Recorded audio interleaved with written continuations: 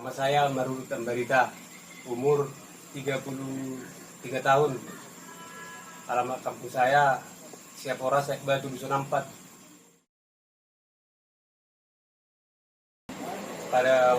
Pada saat itu saya berada di lokasi TPL kurang lebih jam 9, kurang lebih jam 9 pagi. Kami di lokasi TPL menanam jagung. Datanglah Bapak Humas TPL, Pak Haris Buya, ke lokasi TPL. Di situ kami ada terjadi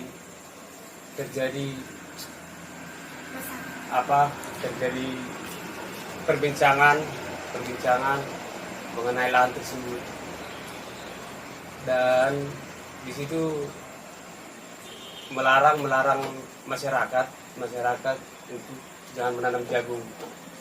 Tapi masyarakat membantah untuk tetap menanam jagung. Ributlah antar ngomong humas sama panitia. Terjadilah bentrok pada saat itu, kurang lebih jamnya jam 11. Itu terjadi bentrok. Kami sama si Mario Teguh, anak saya umur 4 tahun, lari dari bentrok tersebut kurang lebih 15 meter.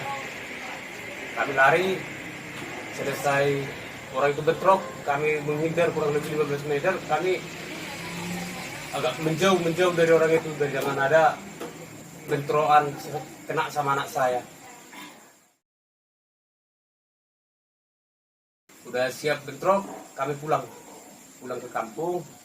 Saya membonceng anak saya, ada kawan saya Lamho Tambarita menggendong anak saya.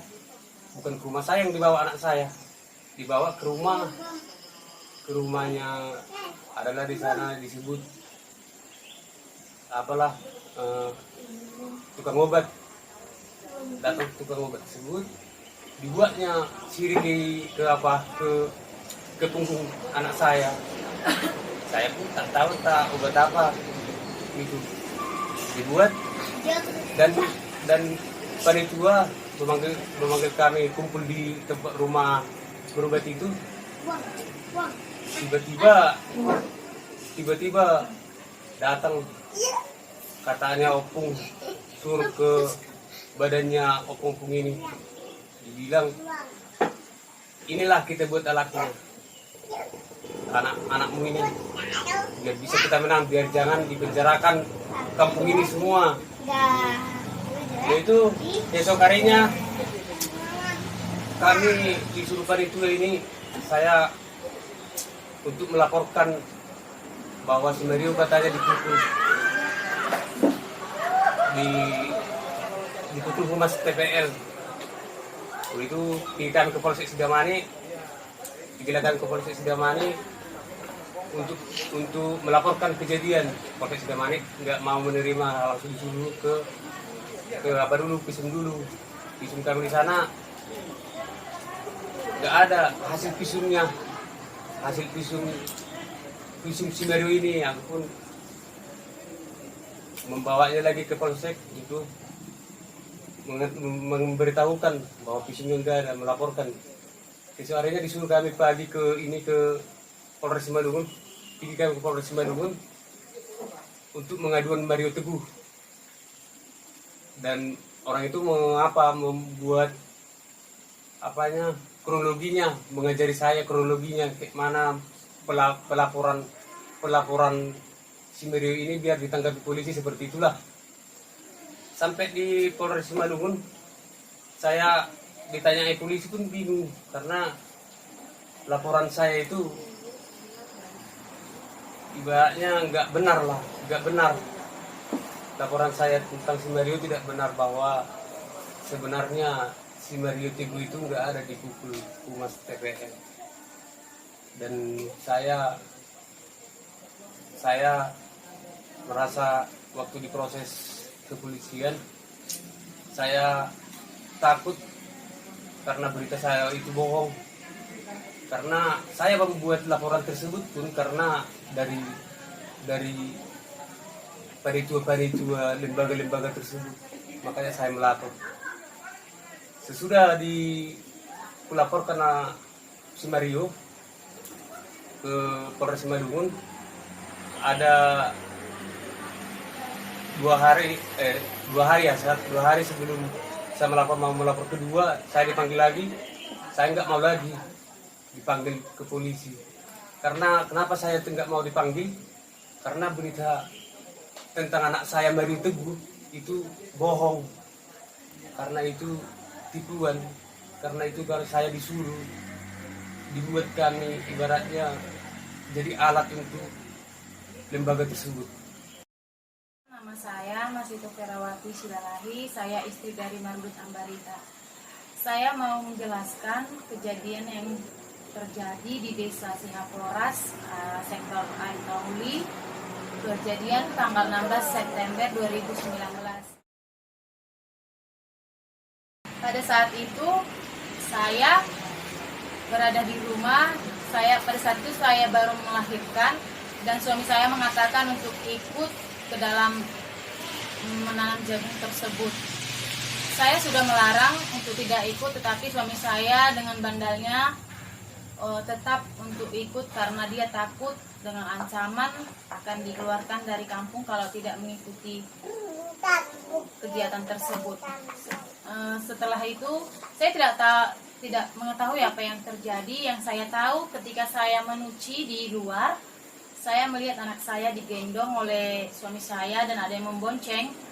Tapi anak saya melihat ke arah saya tertawa, dan saya pun tidak mengetahui apa-apa, dan mereka tidak langsung ke rumah kami, tetapi mereka langsung ke rumah suatu tukang busut. Dan tiba-tiba rombongan ibu-ibu datang ke rumah saya mengatakan bagaimana keadaan anak saya. Di situ saya kaget dan saya tidak tahu apa yang terjadi. Saya bertanya-tanya kenapa dengan anak saya. Tadi anak saya lewat, dia tertawa kepada saya dan saya pun bingung. Setelah itu suami saya datang ke rumah dan dia mengatakan bahwa anak saya Mario Teguh Ambarita kena pukul dalam bentrokan yang terjadi di lahan konsesi TPL tadi, karena mereka mengatakan terjadi bentrokan antara humas, security dan masyarakat. Mereka mengatakan anak saya Mario Teguh dipukul humas dan katanya sampai pingsan. Dan suami saya pada saat itu datang mengatakan si Mario Teguh ini kena pukul oleh humas dan dia harus divisum supaya lanjut kita melaporkan pemukulnya ke polisi katanya. Dan mereka pun pergi ke Sidamanik bawa si Mario, dan saya nggak tahu apa-apa yang terjadi karena tidak diberitahu yang sebenarnya oleh suami saya. Setelah itu ada beberapa jam mereka pulang dari Sidamanik. Saya bertanya lagi, apakah ada visumnya? Suami saya bilang visumnya ditahan. Kenapa ditahan? Ya itulah, aku pun nggak ngerti ditahan katanya. Itulah kata suami saya. Saya pun bingung, udahlah, nggak urusanku itu, pikiranku. Setelah itu keesokan harinya suami saya disuruh lembaga Lantoras untuk pergi ke Polres Simalungun untuk melaporkan pemukulan terhadap anak saya Mario Teguh Ambarita. Dan saya sudah melarang, jangan bermain dengan hukum. Saya sudah mengatakan seperti itu kepada suami saya. Tapi suami saya bandal dan melawan dengan saya. Ini harus kita laporkan, karena kalau tidak kita ikuti aja lah orang itu, kata suami saya. Saya pun ya udahlah, terserahmu. Saya pikir seperti itu, dan dia pun pergi dan pulang jam 1 malam. Saya tanya apa hasil kalian tadi diakuinya, di prosesnya laporan kami, kata dia. Setelah itu keesokan harinya dipanggil lagi, tapi ada 2 orang lah dipanggil penatua untuk saksi anak saya yang melihat kejadian. Katanya memang benar si Mario Teguh ini dipukul. Itulah yang kemarin ditangkap. Pergilah mereka dan disitulah mereka ditangkap. Dan pada saat mereka ditangkap, pada saat itulah polisi menelepon ke nomor HP, katanya menyuruh supaya suami saya datang untuk melanjutkan proses anak saya. Dan di sini saya sudah bingung, mungkin inilah dia juga sudah kena juga dilapor kasus pemukulan, itulah pikiran saya. Dan pada saat itu juga saya berpikir kalaupun di penjara suami saya ini bakalan panjang, maka kami pun berembuk sama suami saya, dia pun lari lah. Keesokan harinya dia lari malam karena takut, karena dia pun takut di penjara karena keadaan kejadian itu. Pergilah dia dan ada lamanya dia 1 tahun di Jambi dengan meninggalkan saya dan 3 anak kami. Kalau kami tidak mau mengikuti omongan orang itu, bisa kami dibenci. 1 dibenci, 2 dikeluarkan dari kampung, 3 dari syarikat. Sesudah itu saya udah ditelepon polisi untuk membuat laporan kedua. Saya takut lari, ujungnya saya lari. Saya lari ke Jambi malam-malam, lari saya sampai di Jambi.